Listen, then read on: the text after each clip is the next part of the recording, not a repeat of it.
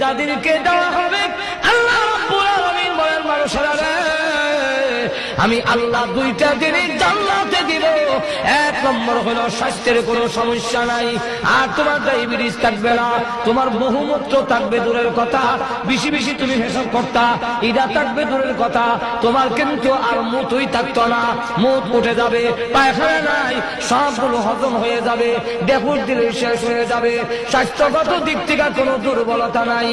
আর এমন বউ দেওয়া হবে যারা তোমাকে দেখে মুসা মারে এরকম নয়, আল্লাহ রাব্বুল আলামিন রুচি বদলায় বদলায় বউ দিব।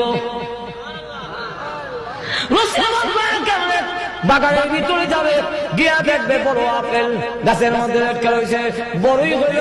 আল্লাহর নবী বলেন এক একটা বড়ই বড় বড় মটকার মতো। মুহাদ্দিসিনে কেরাম বলেন ওই মটকাগুলো দুনিয়ার পাল্লা পাটকিরায় ওজন দিলে 12 মণ ওজনের হবে।